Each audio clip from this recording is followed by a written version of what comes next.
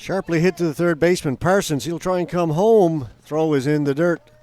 Not in time. Another run in for New Brunswick.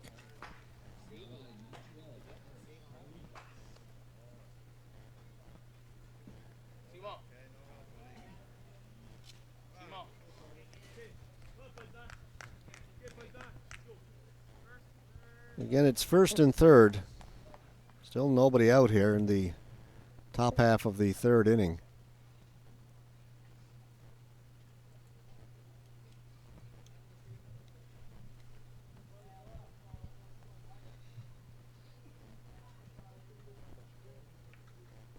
Look for Potvin to run here. He does. Again, no throw. The runner at third, they don't want to risk it. Second and third, nobody out.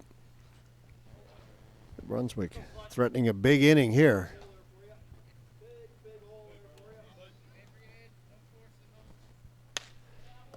Hit hard to Cameron, knocks it down, couldn't come up with it cleanly. Let's look around, a little late making the decision to go to first. Safe at first. Again, a hard hit ball that time by Alex Parlee. Scored Gallant from third, 4-0. Cameron knocked it down, thought about going home, decided that wasn't the right thing to do, and then seemed a little unsure where to go, and then decided to come to first, but much too late. Almost came up with that line drive cleanly. Right fielder Kevin O'Bay swings through the first pitch, 0-1. Runners first and second. 2 runs in for New Brunswick here in the third. They got 2 in the second, added 2 more here in the third.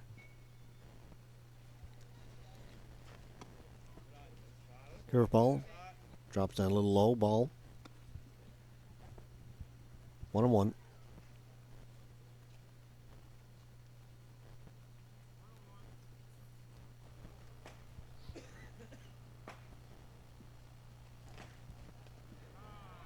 And Murray hits O'Bay.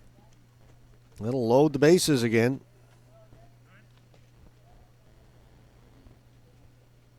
As everybody moves up one. Bases loaded. Again, nobody out. Game got off to a quick start, but slowed down here in the third as New Brunswick are filling up the base paths.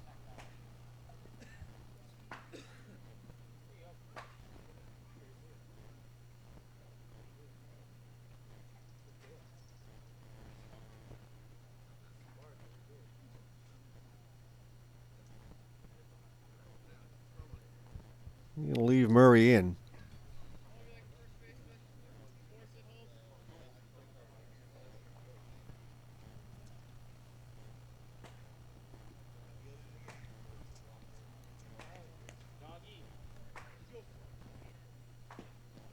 Shortstop Kyle Robichaud batting now for New Brunswick. He's got the bases loaded, swings at the first pitch, fouls it straight back up over the top of the backstop.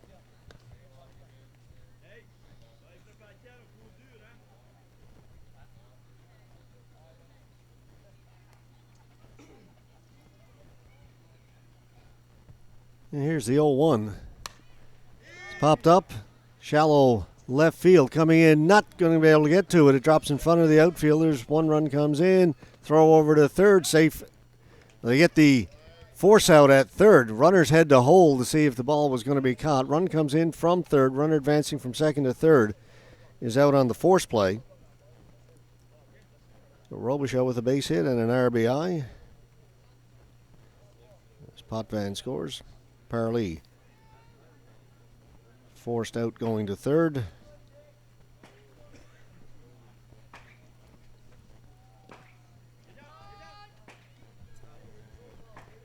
Ball gets by the catcher. Runners move up.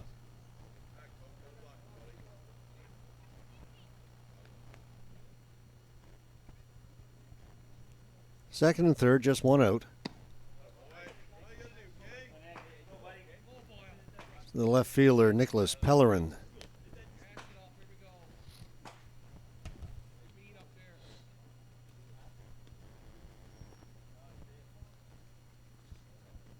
Curveball in the dirt.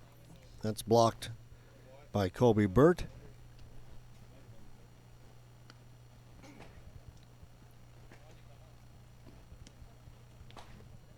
Five to nothing. 3 runs put up by New Brunswick. Only 1 out. 2 more runners in scoring position.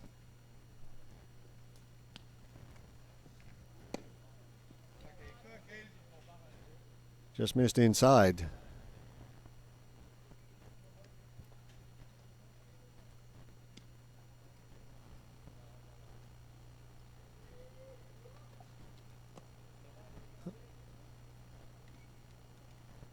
You check the count. Is 4. That'll load the bases. Pellerin draws a walk.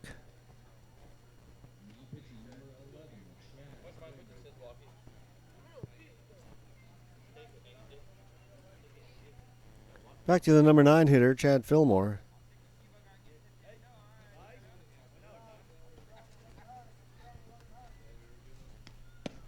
He was at bat lasting with the bases loaded, hit a comebacker right to the pitcher. They got the force out at home, but then tried to get the runner down at first, threw it away, and allowed 2 runs to come in. It's the player who started that. First pitch was a strike. Swinging, strike 2 by Fillmore. 1 out, bases loaded. 3 runs in already for New Brunswick here in the top of the 3rd. Murray gets the strikeout as Fillmore goes down swinging.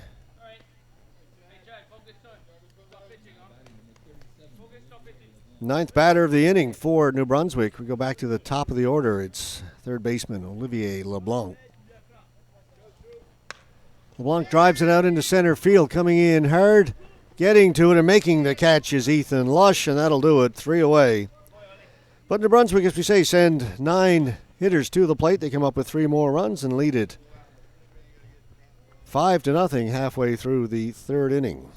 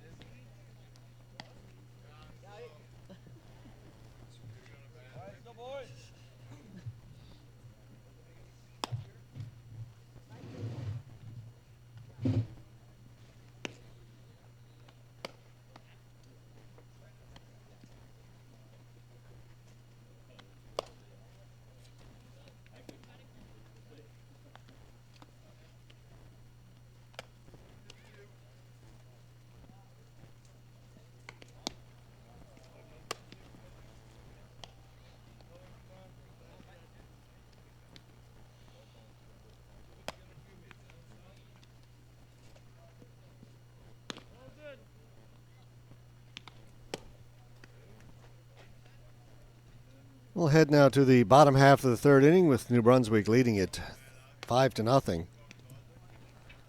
2 up for Grand Falls Windsor. It'll be left fielder Ryan Whalen, second baseman Adam Cook, and then we'll go back to the top of the order, number 1 hitter, catcher Kobe Burt.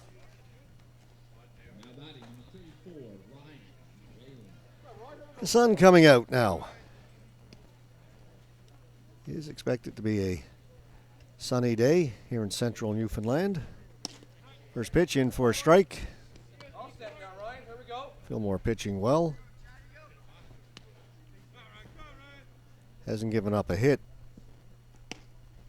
Strike 2. The only base runner was hit the opposing pitcher, Caden Murray.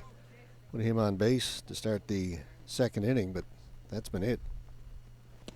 And he starts off with a strikeout of Whalen. Goes down swinging. That'll bring up now the second baseman, Adam Cook.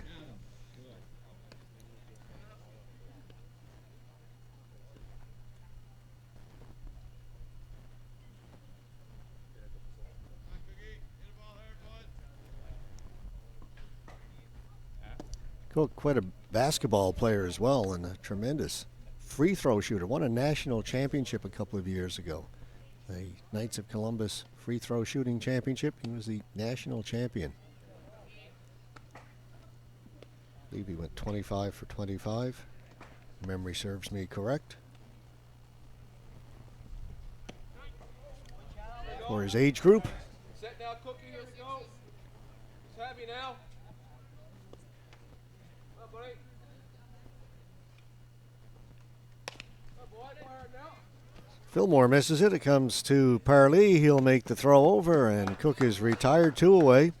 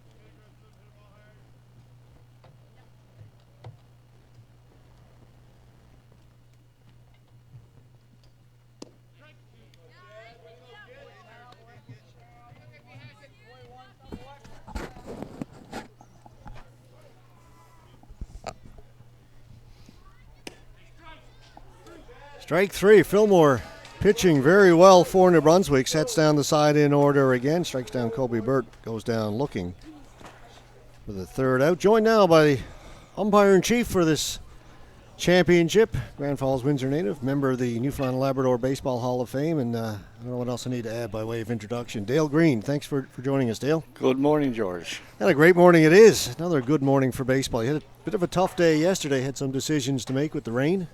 Yeah, we managed to pull through. You know, with the crew that we have, the support we get here on the weekends. You might have noticed that our scorekeepers, our umpires, everybody pitched in, and we managed to get it through. We knew we were going to get a bit of rain off and on, but we pulled through it. Lots of help. Yeah, and this field held up pretty good too. With all that rain, it never did seem to clump up and get muddy. And no, these fields are real good for drainage. They've drained the water really, really well. So normally, when we get that amount of rain before, we'd have to go to Sobeys, Canadian Tire, and they pitch in with their shop vacs, and we managed to get it done. But fortunately, yesterday it didn't get that far, so we were thankful. Yeah, I was very impressed by the field, how it stood up with all the rain. So what's been your impression of the tournament so far? And I got you here. I've been impressed by the caliber of play. A lot of people are talking about it. What are your thoughts on what you've seen? It's absolutely tremendous for Bantam baseball. Those that are watching probably noticed that the mainland teams, they're sound from top to bottom pitching. Spoke to the New Brunswick coach yesterday for a little bit, and he told me so far this summer now that his kids have played approximately 60 games of ball, which unfortunately we don't get the chance to do here in Newfoundland. I'd say if our kids from Grand Falls, Windsor, Mount Pearl are a little more fortunate. They've got 3 or 4 organizations out there. They've been playing ball all summer. But our kids, if they played 10 competitive games of ball this summer, that's all they've played. Yeah, I've had a number of discussions with people over the last few days about not just baseball but other sports, and how it's a tough slog when you're on the island here and you can't get the competition that teams who can travel a lot easier to a lot of different places. There's a comebacker right to Murray. One away that are able to get. So it makes it tough to compete, but I don't know what you do about that. Well, these kids played in the provincials a couple of weeks ago out on the East Coast, and to be honest, they weren't competitive in just about all the games they played. But we can see a tremendous difference from this weekend already. I mean, the first game of the tournament, 2-1 game. That was probably the best game of all these kids have played in the last year and a half. But you can see that, the more they play, the better they get. Absolutely. The more confidence they grow. Yeah, you need that playing time. Yeah, I thought that first game too, where they took on Mount Pearl. That 2-1 game was a really well played game.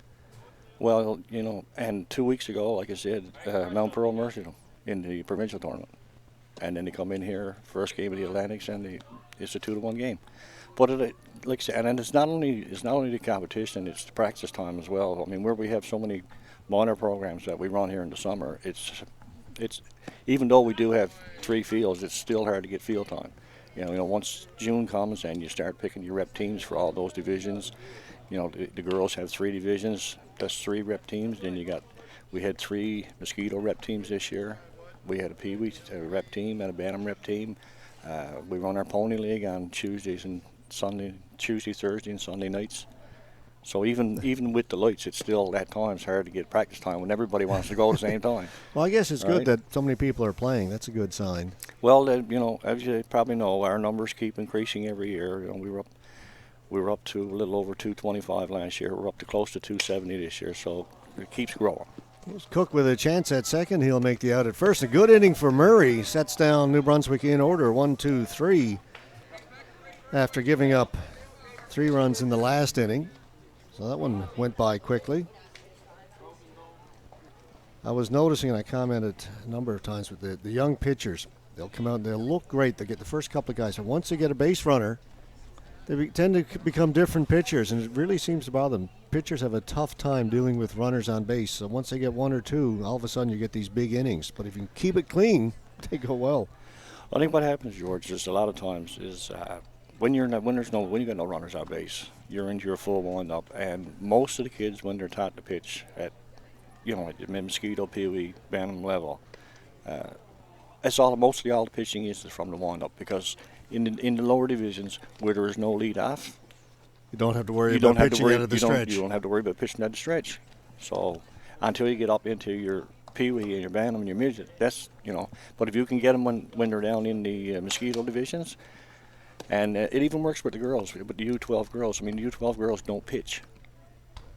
The coaches pitch. Right, the umpire pitches. Yeah. No, this year I coached the U14 girls, and I had two U12 girls that I had to bring up to play with the U14s. And they had to learn to pitch. They had to learn to pitch this year. And, well, they also had to learn to hit against someone who was actually trying to get them out. Exactly. your umpire or your coach, whoever's doing the pitching, is not out there lobbing it over for you to hit anymore. Yeah. But I must say they did well. But like I said, we got to start now. And this stuff can be done earlier in the year, George. This can be done April and May, and in the gyms before you even hit the field. This is the problem we have. We don't get into this stuff till they actually hit the field. Whereas most organizations, they have gymnasiums, they have rec centers, where all this stuff can be done. Now we started last year. We started the pitching camp last year, pitching, catching, and then we graduated into the other aspects of the game as well, right? So we can see the benefit of it starting to, it's starting to pay off now. But you got to continue it. You can't do it for 1 or 2 years and then all of a sudden squash it. So far it's working. So. And you got Josh Holford in pinch hitting for Nick Parsons here in the 4th inning. Sorry, in the bottom of the 3rd.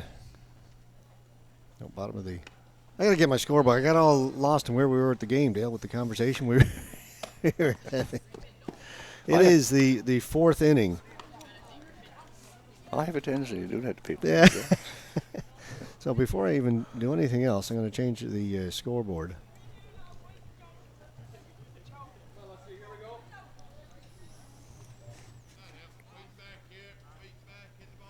Yeah. Bottom of the 4th it is. And Olford grounded out. Scorebook up to date here. Speaking of scorebook, the scorers that they've got, the official scorers, all young folks from this area doing it to help out. Oh, you had a good crowd. We had a wonderful every year, and it's the same.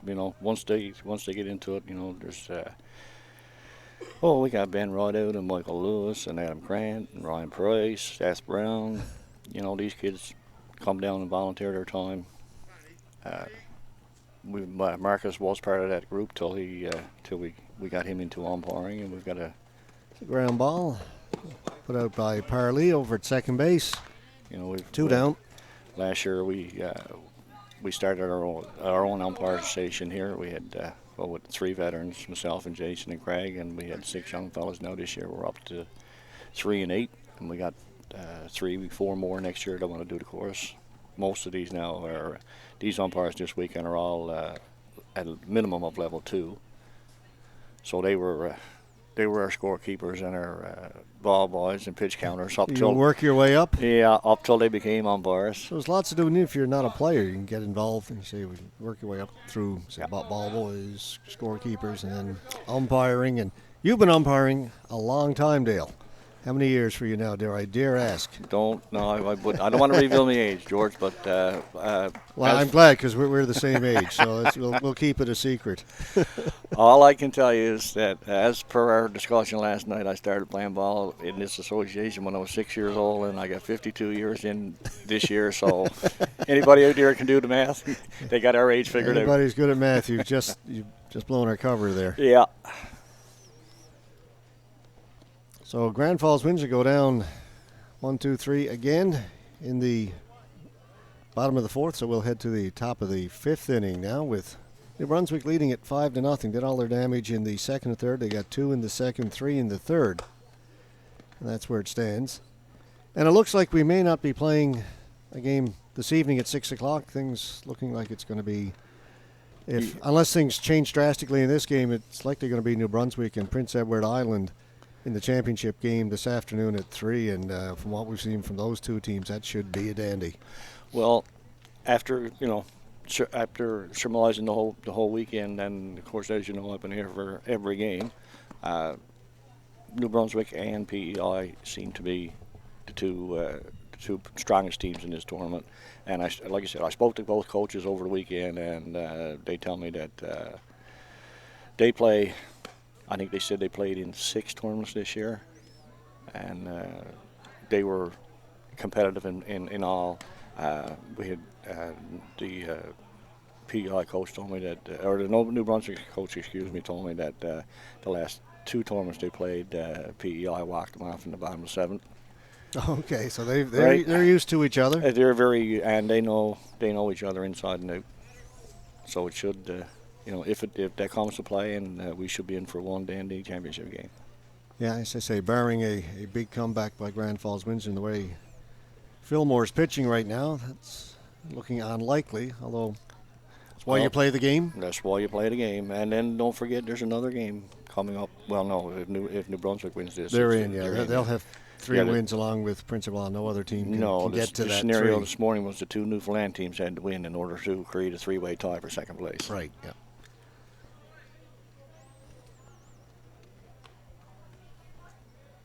So leading off for New Brunswick here in the top half of the 5th inning, second baseman Alex Parley looks at strike 1. Murray had a bit of bad luck in that second inning when he gave up the 2 runs. He had the bases loaded, but got the comebacker right back to him. They got the force out at home, which is fine, and then threw it away down the first baseline that led to the 2 runs coming in. Yeah, I was at home, and I watched that inning, and it's just what the doctor ordered. Routine ground ball back to the pitcher, home first, double play. But I guess Colby lost the grip on the ball. And I didn't really think they had a chance, to be honest, to get him at first. The ball wasn't hit very hard back to Murray, and then he hits the batter here, so Parley will go down to first. By the time that play developed, I thought, even a good throw, I don't think they were going to get him at first. Well, I didn't think so either, but then you got to know Colby. Colby's a gamer, right? If there's a gamer on that Grand Falls Windsor team, it's Colby Burt, and he'll do anything possible.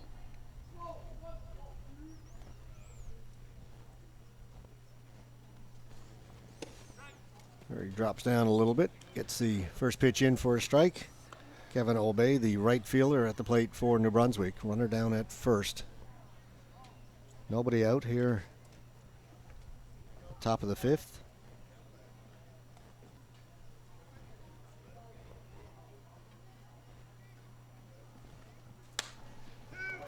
Hot shot to Cameron. Chance for 2 here over to Cook. Cook, little trouble getting the ball out of his glove, but gets it over in time. A good strong throw. Nice double play executed by Grand Falls Windsor. Well executed, George. And as I said earlier, you can see the more games these kids play, the better they get. And it comes with practice. And unfortunately here, as you can attest to, we only have so many kids to play, so that they have to play all the sports. They're missing a couple of kids that are gone to Triple H hockey tryouts this weekend. Yeah, I mean, I like the idea that kids are playing a lot of different sports, but it makes it tough sometimes when they conflict, they overlap. Nice play by Cook that time. He had a little trouble getting the ball out of his glove at second, Well, made a good, strong throw. well, the runner from first did what he was supposed to do. He slid in to break up the double play and forced him to go a little bit off balance. But he survived and got it over to first. Robichaud at the plate for New Brunswick. Nobody on now. Ground ball right down to Davis. Isaac Davis will step on first in another 1-2-3 inning for Murray, his second in a row as he settled down after giving up those 5 runs early on. And he's capable of doing that. You can, Caden can give you a good game of ball when he's on. Yeah, just a couple of mistakes here and there. A couple of, that fielding mistake that led to the 2 runs, and then a couple of solid hits by New Brunswick the next inning, and a hit batter or a base on balls. You kind of throw in little things, and they start adding up. Well, it goes back to what he said earlier in the broadcast, George. It goes back to pitching from the windup and pitching from the stretch. When they get runners on, it just seems like everything changes. They're a different pitcher. I've Different noticed pitcher that with a altogether. lot of the pitchers this weekend.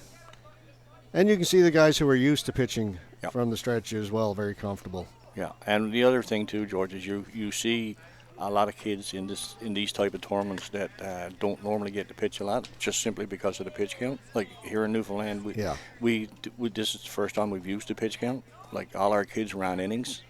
Like you got 10 innings for a tournament, or 12 innings, or 14 innings, but now you're on a pitch count. Once you go to 35, once you go over 35 on day 1, then you have to have a day's rest before you can come back. And then once you go to 46, you got to have 2 days rest, and then, well, once you go over 46, then it's just to run them to their 95. Yeah. Because they're not coming back unless you get 2 days rain. Yeah, and it's one of the reasons during the games we're noticing pitchers come out and they're pitching great. They go through 2-3 innings and mowing everybody down, and all of a sudden they come out, and people might be wondering why they take the pitcher out. Well, Yes, it's the pitch count. They want to save them so you can use them again later in the tournament. Yeah. It's unfortunate sometimes guys don't get to finish these good games that they're pitching. Well, go back to the Pee Wee tournament, Pee Wee qualifier that we had a couple of weeks ago, and Grand Falls Windsor started Mitchell Din, and the idea was, we'll keep him under 35, then he can come back on Saturday, and we keep him under 35 on Saturday and come back on Sunday. But the kid had a no-hitter going. His no-hitter was broken up in the top of the 7th inning. So as a coach, what do you do? Do you save him, or it's kind of hard for a coach to walk out in the 3rd or 4th inning, take a kid out when he got a no-hitter going. Yeah, it could be a career day for him, Exactly. One of those days he'll remember forever if he can finish it. Unfortunately, he lost his no-hitter with one at the top of the 7th inning, but he was done. He couldn't come back. He couldn't come back anymore in the tournament. Cameron, back to the pitcher. And somehow Fillmore knocks it down and backhand flip, rolled it over to first base and got it there in time. The old story, Cameron? George. Doesn't matter how you get it there, just get it there. Unconventional way to do it, but like you say, got the job done. So 1 away. This will bring up, as you just talked about, Mitchell Din. Now at the plate. Yeah, Mitchell's one of our. Well, this is his last year at Pee Wee. He will move into Bantam next year, but he was brought up He's this year. an underage player in the tournament. Terrific athlete. I've seen Mitchell involved in a few things over the years. Oh yeah. But he's one of those kids that has to play is playing 2 or 3 different sports. And Robichaud, short-handed over at short. Good, strong throw. Gallant playing at first now for New Brunswick. We'll take that. We'll get 2 away.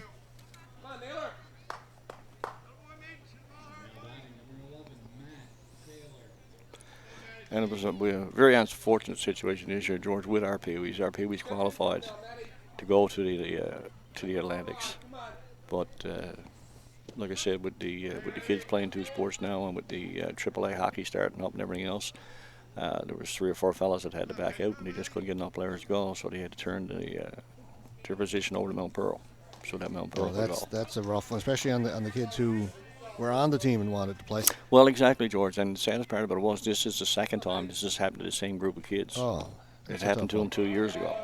and they had to forfeit their trip because of lack of players. And unfortunately, you can't pick up a whole lot of players. There's only so many bodies around. Yep. Yep. Matt Taylor, who was in pinch hitting for Isaac Davis, goes down swinging. So another 3 up, 3 down inning for Fillmore. Through 5, hasn't given up a hit. Speaking of no hitters, only the one base runner. That was the hit when he hit Caden Murray with a pitch to start the second inning, but that's been it. You're not supposed to mention that, George. I'm of the school that says nothing I say up here makes any difference. is not going to affect what happens out on the field. No. If I had that kind of power, imagine how I could control the games. Imagine. It's like mentioning a shutout in hockey. Yeah. The only reason I won't do it in hockey is if I do, and it gets broken up, someone's going to be mad at me. Even though it's not my fault. I just don't want anybody mad at me, so I don't mention it. Right. But I certainly don't believe it has any impact. If you don't want anybody mad at you, don't become an umpire. Well, I do a fair bit of refereeing. I've done a bit of baseball umpiring, so referee basketball. So, yeah, I'm used to that too. Yeah. But, overall this weekend, all teams have been a great group of kids. We haven't had any complaints from the kids this weekend. Now you run into the scattered situation where a coach wants an explanation of why it went this way and not that way, but sure. We haven't had any flat out arguments. We haven't had any complaints from the kids. No, I haven't noticed anything as I've been calling the games. Haven't seen any confrontations at all. And most of the times when they ask for an explanation, most of the explanation is given. They're satisfied with it. There was one yesterday morning, coach from first base coach at PEI disagreed with a couple of calls and had a couple of words, but that's been it in all these games. And one little minor complaint is it. Well, you know something? When that stands out, it shows there's not much going on. And the saddest part about it was I was doing that game with the first base umpire, and the two calls that he questioned. We have a couple of kids around town that are taping these games. So we just made a little phone call and said, go back to this inning and check this play out, and go back to check this play out, and the umpire was right both times. Well, we were right here. As you can see, our position, we're right on first base, and I said on the air at the time, the umpire got both of them right. Yeah. And of course, that was just my opinion, but well, it was pretty clear from here. Yeah, like we can, like the ones that, the kids that are taping these games, we can go back, and there's when this weekend is over now, I'll go back over there. There's several, and they mark the questionable calls, right? Okay. And we'll go back over them and we'll just check them. It's the same as last night with the tag play on third base when the score was tied with PEI. And, that's the call you had on the drop ball. No, okay. On the tag play where the ball was hitting right field. Oh yes, and he left too soon. Right, yeah, you did have that call. That was the other one, though. So I checked it this morning, and he was gone a step and a half before the ball was caught. So yeah. Now we won't tell you when we were wrong. Well, that doesn't happen. No. But makes it interesting. And like I said, with a couple of our junior umpires now, this is their first year in the Atlantic tournament. That's mainly why I spent most of the weekend over on third base. So there's less action over there, and you can make sure that you can look and make sure that they're positioning themselves right and all this kind of stuff. And I'll grade them on Monday morning. And all right, Nicholas Pellerin leads off with a lead-off walk. We'll bring up the pitcher, Fillmore again. Over to first. Back is Pellerin.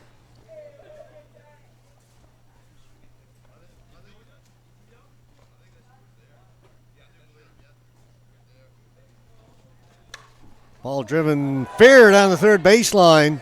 Just inside the line. Runner will hold at second. First and second now for New Brunswick. Well hit ball by Chad Fillmore, the pitcher. But this is a beautiful spot up here, George, to observe a game. And we always get the best spot. Whatever sport I'm doing, I get the best seat in the house. But this is the first time I've actually had a chance to sit down and actually watch a ball game, and I just can't get over the fact that I can hear the crack of the bat. I haven't heard that in years. Well, the microphones pick it up nicely, too, and you get the headset on. Well, everything gets amplified a little bit. Well, plus they banished the aluminum bats and they're using wooden bats, too. Yeah, it's always nicer. They don't use aluminum bats at any level now? Minor, I think the Pee-wees still use Pee-wees, use aluminum. Okay. The Mosquitoes use aluminum, and all the 3 girls divisions use 16, U14, U12 are still using aluminum bats. So there's still aluminum bats in play. Yeah. Quite a bit. Yeah, but there's nothing like the sound of the wooden bat on the ball, is there? Well, I hate to say it, but it takes you back 40 years. When the ball is played the way ball was supposed to be played, the way it was drew up to be played.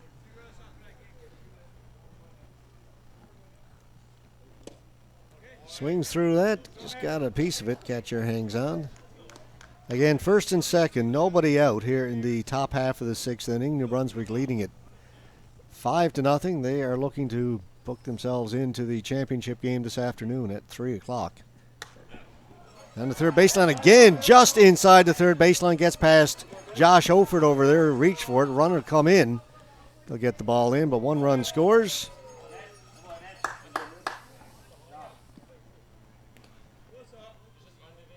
So LeBlanc with the base hit and an RBI.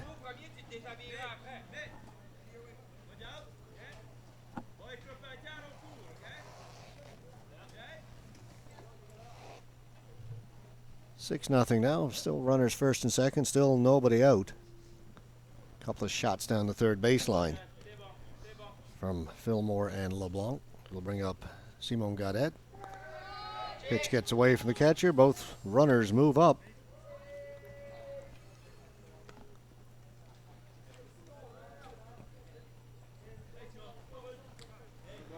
The other thing I mentioned too, George, is that, not so much with the mainland teams that are in, but with, especially with our own Grand Falls Windsor team, it's not very often our starting pitching goes deep into the game because they don't get the chance. Nope, because of the pitch count of that as well. But Murray now into the 6th inning. He had a couple of good innings in the 4th and 5th, 3 up, 3 down, but he's got himself in trouble here in the 6th. And I think, George, that's the point I was trying to get across. It's just the fact that this is probably the first time this year that he's actually pitched into the 6th inning. Because Caden is usually a horse. Like he'll usually give you a complete game.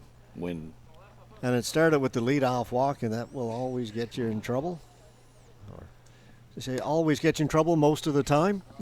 Well, you can count on your left hand the number of times that they don't come around to score. Normally, if you give up a leadoff walk, that run comes around to score.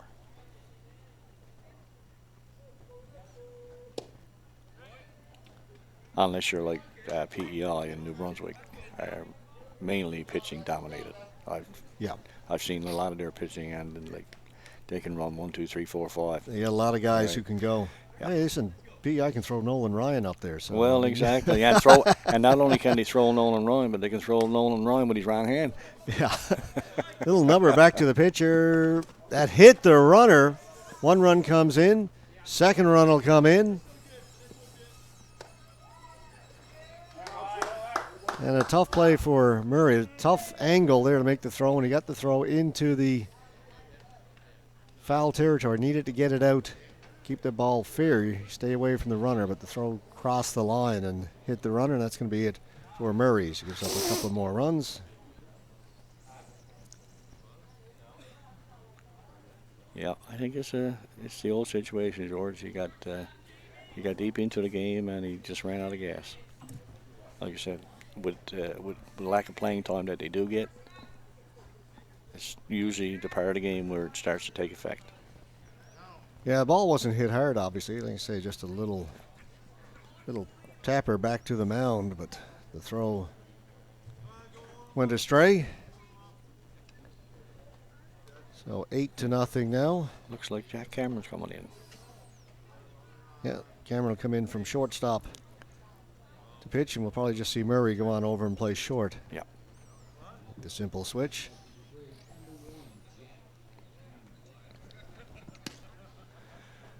And of course, with Jack now is Jack is different than Caden. Caden is a hard-throwing right-hander. Jack is a finesse pitcher, but he will get the ball over plate for you. He's no Nolan Run. He's not going to strike you. And by the way, folks, if you're just if you haven't been following me along, Prince Edward Line, one of the players, his name is Nolan Ryan. Normally they're center fielder. When I first saw his name in the lineup, I said, I sure hope he gets to pitch. I'll be some disappointed. So he did pitch a little bit yesterday, and Dale said wrong hand. He's a left-handed player. And there's a possibility we may see him in the championship game this evening. He hasn't pitched. I think he's only thrown about 26 or 27 pitches so far this weekend. Yeah, so. just throw I think a couple of innings yesterday. Yeah.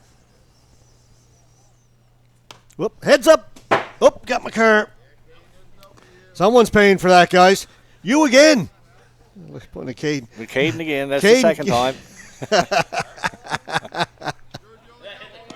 One hop. And for those that weren't watching yesterday in the warm My up, car's got a few dents in it already. We're not going to worry about it. in the warm up between innings, Caden did the same thing. He overthrew first base and it went right through the Someone back broadcast there. area, right off George's car. Dusting off the spot where the ball hit. Listen, the bumpers are held on by duct tape, so we're okay. Well, Caden is one almost beamed me the other yes. day. That didn't miss our camera person by a whole lot either. No, it did not. Felt the wind, yeah. My wife said the other day, she said, I thought I could hear that ball go by your ear. She said, I'm sure I could hear it. Yeah. Anyway, back to the game New Brunswick now up here in the top half of the sixth. They've got a couple of runs in. This is Brandon Gallant, started in center, now playing first base up at the plate for New Brunswick, facing Jack Cameron. Got a runner out at second.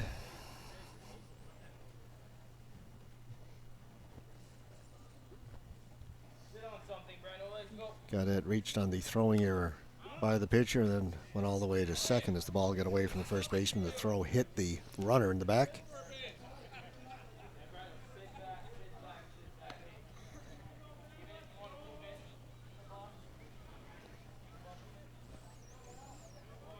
Two balls, one strike.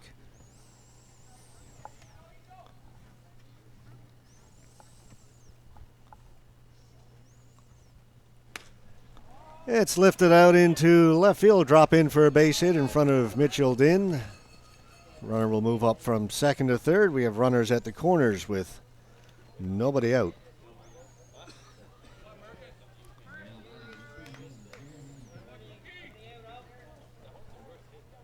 That's Matthew Taylor George has replaced Mitchell in right field. Oh, thank you, Dale. In case his parents are watching. That's right. Oh, you got to get the names of the kids right. That's the key. Try very hard to do that. Occasionally they'll make some switches that I'll miss along the way. And anybody from here that knows Matthew's father, if we make a mistake, we're going to know about it.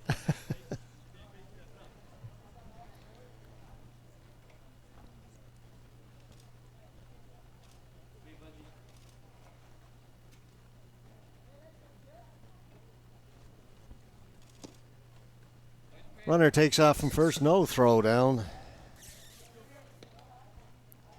So Gallant will go down to second. Gadet is over at third. Nobody out.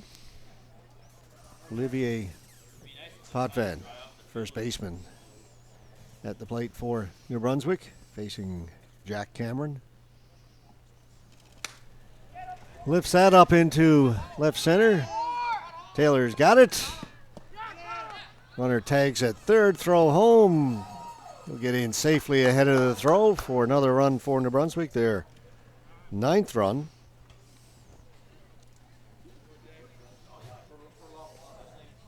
Good play by Taylor out and left and hit the cutoff man. They got the throw in, just not in time, but executed properly.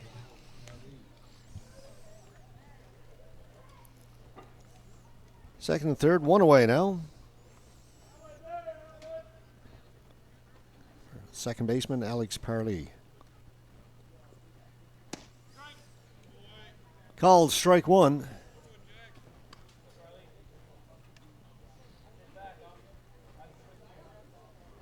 So where are you going to be for the championship game? Going to be behind the plate or out in the field somewhere? No, I'll be out on the field. I haven't done any plates this weekend. I explained to the boys last night. I just coming off 5-month rehab for my knee, and I don't want to take the risk of going in there and getting bopped and going through it again. Fair enough. Runners at the corners now. I'd love to, because anybody knows and seen me over the years, I love doing the plate. But I just a bit leery about taking a chance this weekend because some of these kids are throwing hard. Yeah, some of these guys can really bring it. Yeah, I know Jason took 2 off the reach-in guard yesterday. Again, runner down to second uncontested. And that's the one I don't want to take a ball off. Second and third, 1 out.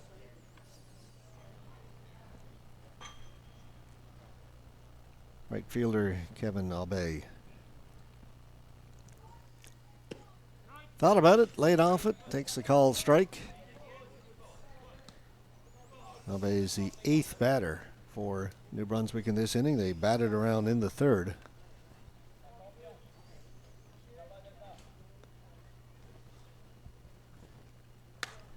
That's driven into left field for a base hit. 1 run comes in. They'll hold the other runner at third. And that is 10.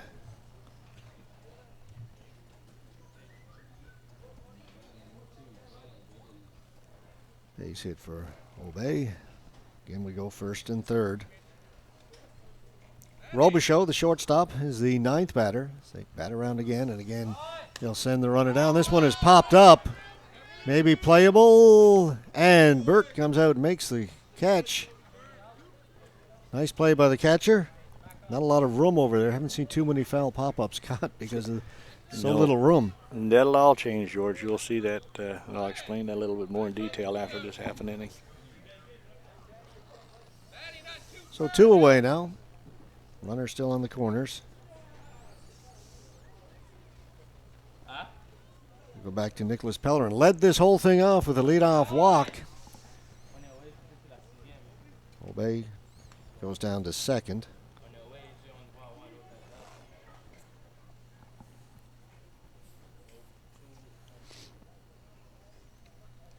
Well, Pellerin his second time up in this inning.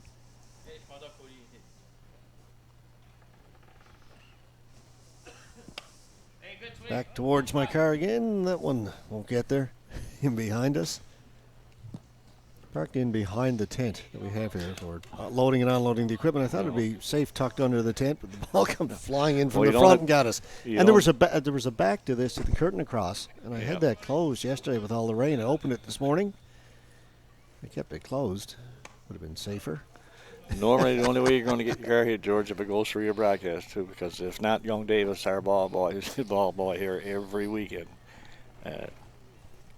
He's like a magnet. The balls are just attracted to him. Got 2 out here.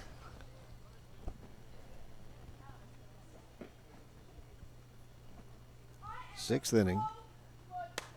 Center field, little drop in front of the center fielder. 1 run, 2 runs.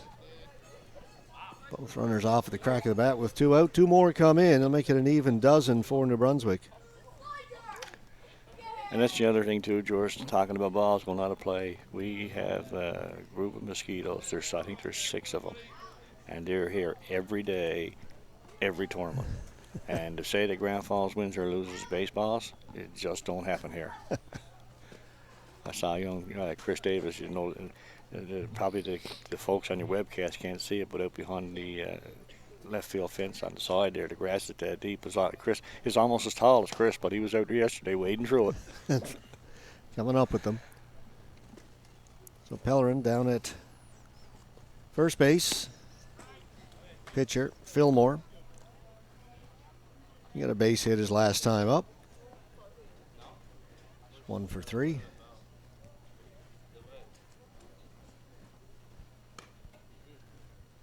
Drove it into left field with a solid single. Ground ball. Shortstop Oford. Long throw across. A good one. Din now playing first base. And they get out of it. Finally, it comes to an end, but not before New Brunswick puts up 7 runs in the 6th inning.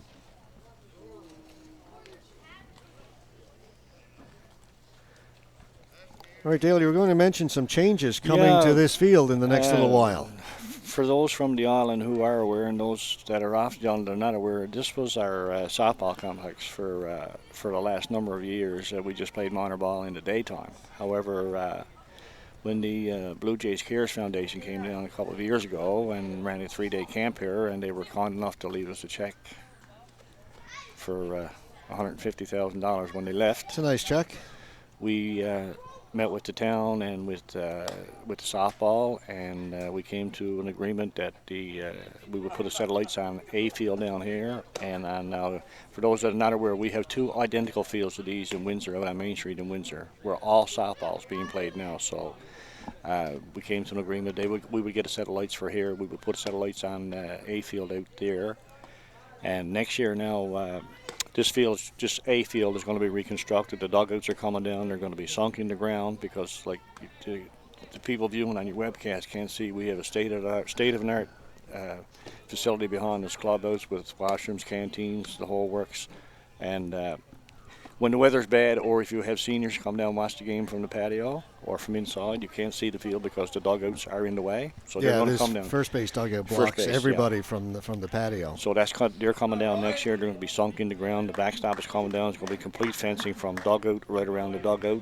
The town and Coca-Cola are going 50-50 on electronic scoreboard. Well, let me tell you, before you go any further, let me put in a request that whatever you're going to do, you allow for a broadcast position behind home plate, so that we can get behind home plate to do the next year. This is where we would prefer to be, but as you know, the configuration here just doesn't allow it. So no, well, see, if you're talking to anybody, pass that along. We want I most certainly will, because figure out a way to do that it. backstop is coming down, and it has to be moved back because it's very, very short there now behind the umpire. You've only got a couple of feet. So any events like this that are going to be hosted here, we would certainly love to be covering them, and we'd like to be able to do it, if at all possible, from behind home plate. That's where people are used to seeing the game. You can see the pitch come in. Well, once it's all reconfigured, because people don't realize there's 3 fields here, A, B.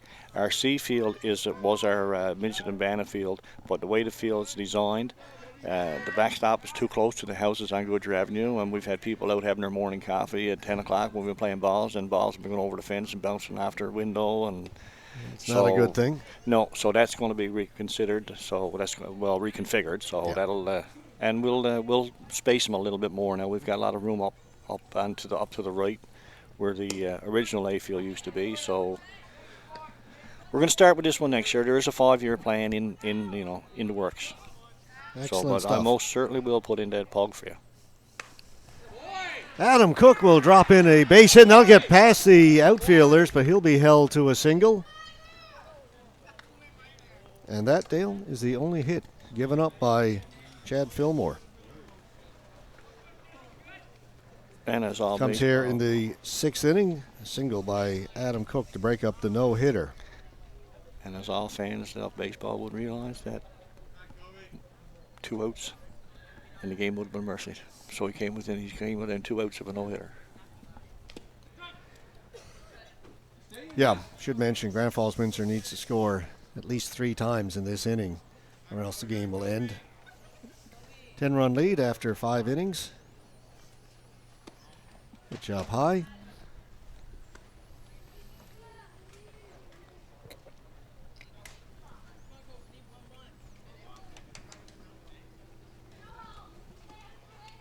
It's down low. And only the second base runner for Grand Falls Windsor in this game. The other one was a hit batter. Strike down low.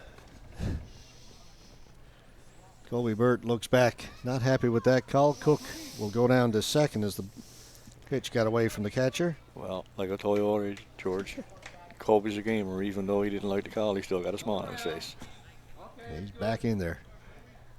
Drives that one out into right field, and reaching up, making the catch was Obey, and they'll double Cook off at second, and that'll be the ball game. It'll end on that double play. Great pitching performance by Chad Fillmore. As you say, came within 2 outs of a no-hitter. Does he race the one hit he got out there with the double play? Only faced 1 over the minimum. Yeah. Well, like I said, George, earlier, I mean, after looking at all teams this week, having a real good look at all teams this weekend, I think the two best teams are going to be going at it in the championship game. Yeah. PEI, their pitching is solid, their defense is solid, their hitting is solid, the same as the team from New Brunswick. You can just look at them and tell that both teams are solid from top to bottom. They've played each other so many times so far the year, and it should set up for a dandy championship game. Folks that are out viewing, don't turn it off. You're going to be in for a dandy. Yeah, 3 o'clock this afternoon. It is now set. Prince is Edward now Island set. will take on New Brunswick. We do have one other round-robin game to play first. That'll be the Newfoundland and Labrador representative. The Mount Pearl Blazers will take on Prince Edward Island. Prince Edward Island already into the championship. They've got to play that other round-robin game. We'll have that for you coming up next at noon. This game went along very quickly, just an hour and a half to play this one. So, George, before I go, Yep. I just want to reiterate what was said earlier in the tournament. This would not have happened had it been not for the work of two people, and that's Craig Cameron and Wayne Davis, the coach of the Grand Falls Windsor team. We were unsure of who was going to take responsibility of it, who was going to take the bull by the horns, but the boys stepped up about a month ago, and the work they did in the last month was just tremendous, and they've put off one excellent tournament here this weekend. So just a big shout out to them. Okay. Big thank you. I've heard nothing but positive comments from representatives from all the teams, talking to some of the parents and family and some of the coaches, and everybody's having a great time. And I think it's a very well-run tournament. They love the facility and they love the location, the town. So Well, I just hats gotta- off to everybody who was responsible for organizing this. Check in with my buddies from New Brunswick last night, because most of the parents were unaware. One of the parents came to me on Friday and was wondering if there's either way we could arrange a screech-in for him at the hotel at 9 o'clock last night. Of course, I contacted Roy Olford, and as you know, Roy does those. Roy is the professional at it, and we managed to get a hold of the rec department. We got the oilskins and everything that we needed, and I'm just waiting now till they come out the field and see how last night went. Okay, Dale Green, thanks very much for joining us today. Dale Green, referee. Here's my hockey again. Umpire-in-chief. Thank you, George. It's For been the- a for pleasure, the and I tournament? hope I've enlightened your viewers as to what we're doing here and how we're trying to prove X forward. Thank you. All right, thank you. All right, folks, we are going to take a break here. We've got another game coming up at noon. Prince Edward Island will take on the Newfoundland and Labrador representative, as I mentioned, Mount Pearl Blazers. That's at noon. And then the championship game, Prince Edward Island versus New Brunswick at 3 o'clock this afternoon. Stay with us. You're watching the 15 and under Atlantic Baseball Championships from Grand Falls, Windsor, Newfoundland and Labrador, exclusively on 5 TV1.